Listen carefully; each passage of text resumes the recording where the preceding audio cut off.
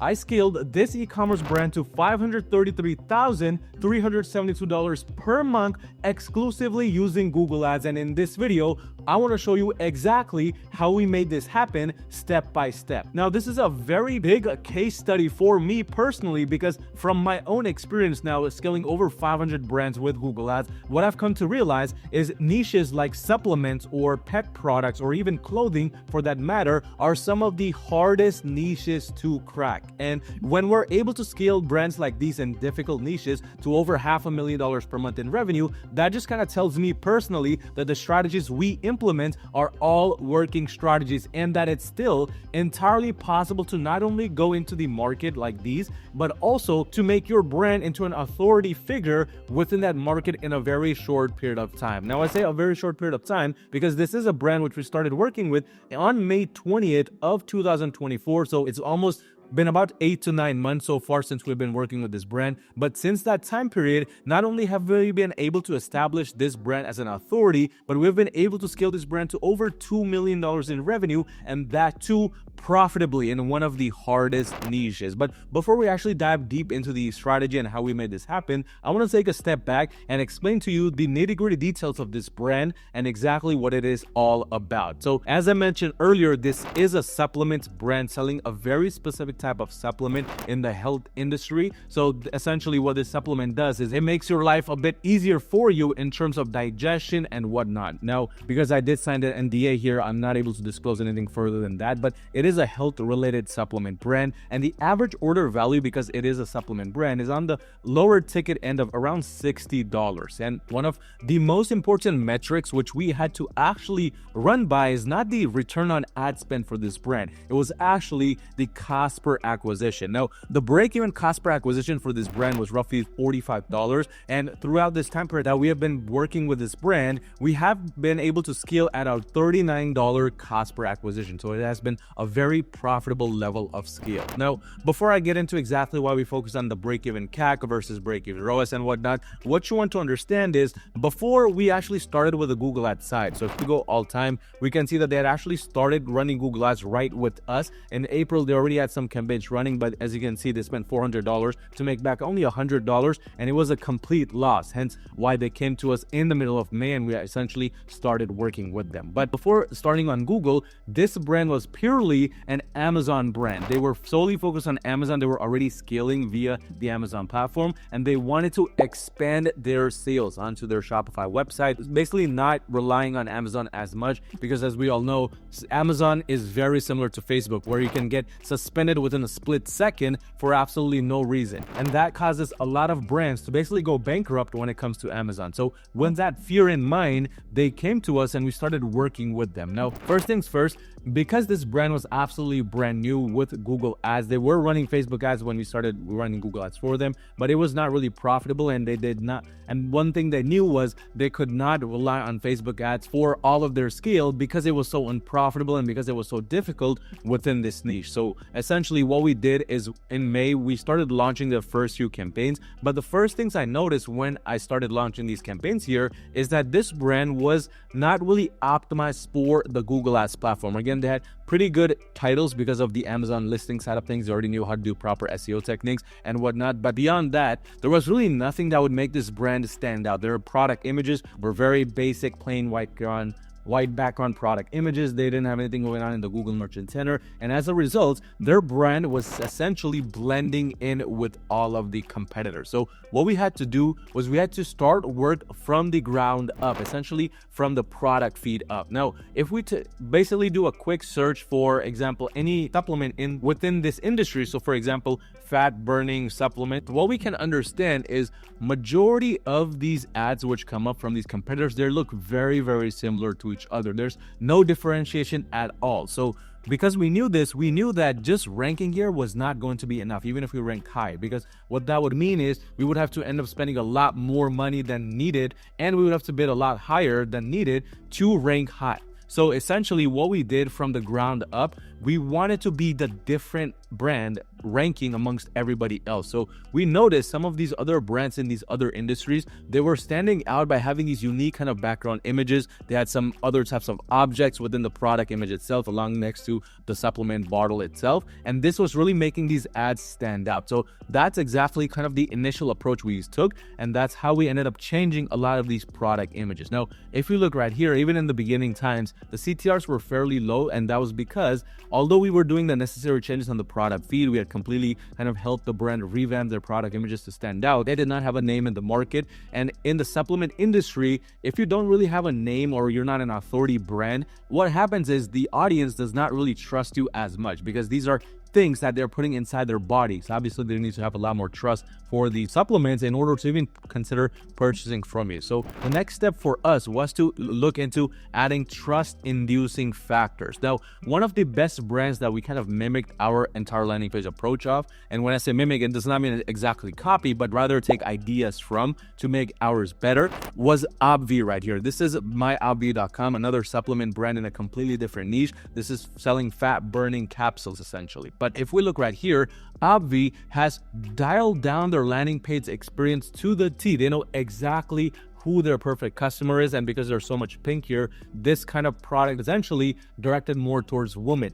But because of their overall landing page approach, this is a multi-million-dollar brand currently scaling via Google Ads as well as other ad platforms. But essentially what this brand did right was, number one, they did thorough audience research. They did not just throw up some random website and start ranking here. Instead, what they did is they looked into their audience. They found out that it was female dominated versus males, and then they started incorporating those colors accordingly. Every single thing from the fonts that they're using for their menu right here, how they've laid everything out, everything is designed to go after their perfect audience. But what I like the most is their overall landing page is very simple and very to the point. Everything right here that's in important information is right at the very top. They have tons of reviews. They have different sizes, which in the supplement industry, this is one reason why we were focusing on the CAC versus ROAS, which I'll get to very shortly. But all these things are essentially what we had done on our landing pages as well for the brand we are working with. And basically, the more upsells and downsells we could add is what we did, essentially, what we helped do for this brand. Because the more upsells and downsells you have within supplement industries, skincare, etc.,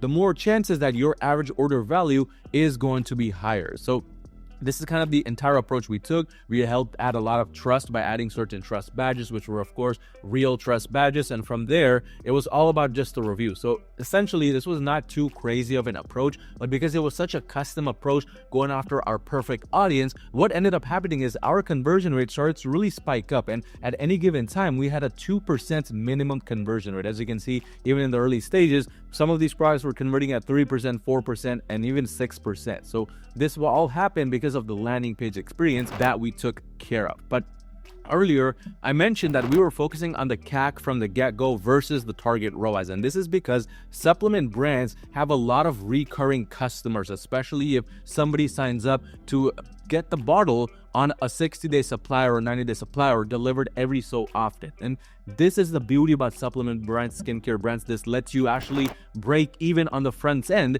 so you can get these recurring customers in the back end, which, by the way, is exactly what the goal was for this brand. So keeping that in mind, essentially that's how we started the strategy. Now, moving on to the actual strategy, what we followed here was a very simplistic approach. In the beginning, we wanted to first establish this brand and only two different placements. Number one was shopping via Performance Max campaigns, and number two, it was through search campaigns. And that's exactly the approach we ended up taking. So what we did is essentially we started a small branded search campaign to go after the audience as well, to kind of get positive data flowing into the account, high quality data. But from there, we started going after generic search keywords, broad search keywords with a specific strategy in mind, along with Performance Max campaigns. And the reason why we wanted to go with search and PMax in an approach like this was because search campaigns get a lot of keywords very, very quickly. And those keywords can then be used on the account level to make these PMax campaigns or any other campaign for that matter a lot smarter. And that's exactly what we saw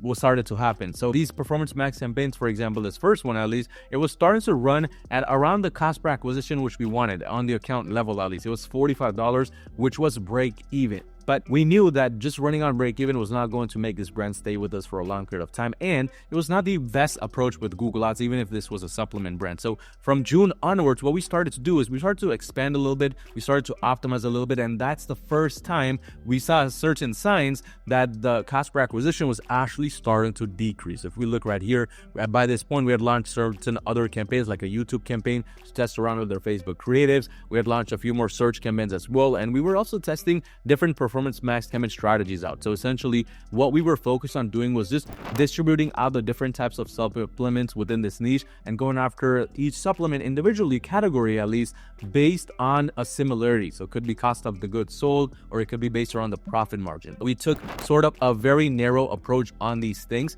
and we basically let these campaigns run, gather data for this 2-month period, and optimize in the back end, because slowly over time with content optimizations, the cost per acquisition was starting to go down, and we were actually starting to scale up because, again, this brand was completely fine running at break even, and the break even was $45. So we were actually at this point starting to become a bit profitable. But throughout this time, we tested a lot of things: YouTube, search, performance max, and consistently what we found out is that search and performance max campaigns were the only ones really starting to do well. So for the rest of the time period, all the way until the end of December, we've already gotten down the cost per acquisition to roughly $42. But we began focusing mostly on these performance max campaigns along with a few other search campaigns to keep the 80-20 rule in play. The 80-20 rule essentially says that 80% of your budget should be going towards the top 20% of your campaigns, and in this situation the top 20% were basically these search campaigns, and then everything else that's left, that budget should be going towards these other testing campaigns, which we wanted to do. We wanted to test a lot of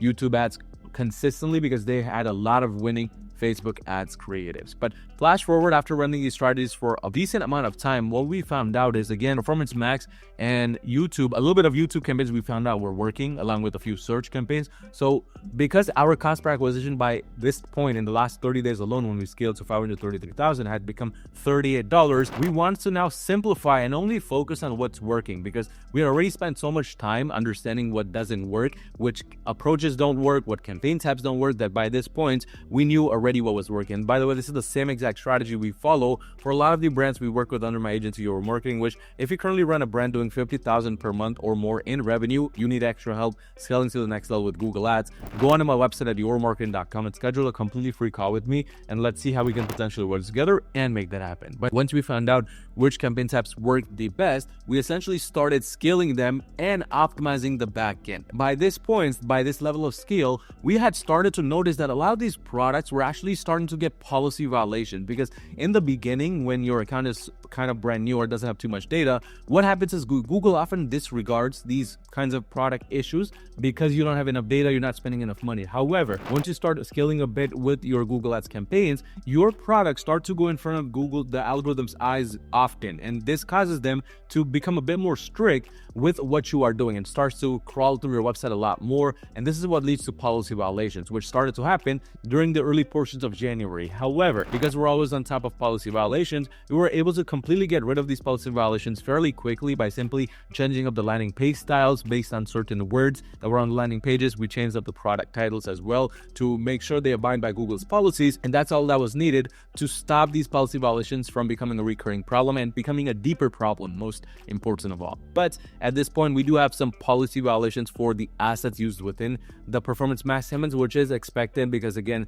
it's in the supplement industry and it's only 1 out of the 10 assets. So even then, you can do the different things to ensure that not a lot of your assets end up violating Google's policies, which is exactly what we ended up doing here, which was starting to become a problem here as well. But overall, now for scale, there's only 2 major things we are doing, because we've already found out the campaign strategies that work. There's no need to do more horizontal scaling, which is adding more campaign types, because we've already tested a lot of these things out and we already know what works at this point, because we are spending or on track to spend $11,000 per day with this brand. But we are doing a lot of vertical scaling where we are continuing to increase these budgets, because now we're getting certain messages like limited by bid strategy, limited by budget. This one is limited by budget soon. So these different campaign types are starting to work. They're starting to show some results. And that's the kind of major approach we plan to take here, along with optimizing the back end. Now, optimizing the back end, especially the product feed, should be done via the insight section. So many brands, you basically don't ever use this section when this is like a golden mine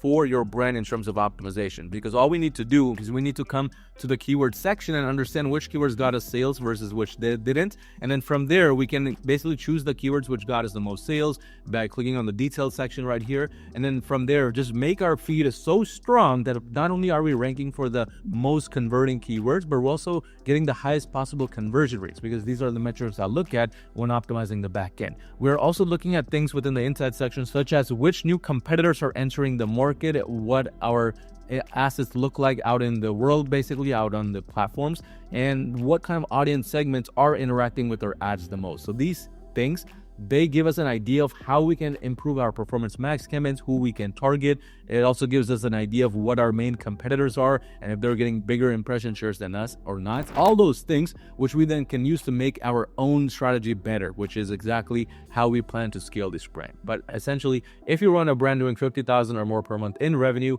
you need some extra help scaling to the next level with Google, go on to my website at yourmarketing.com, schedule a completely free call with me, and let's see how we can potentially work together and make that happen.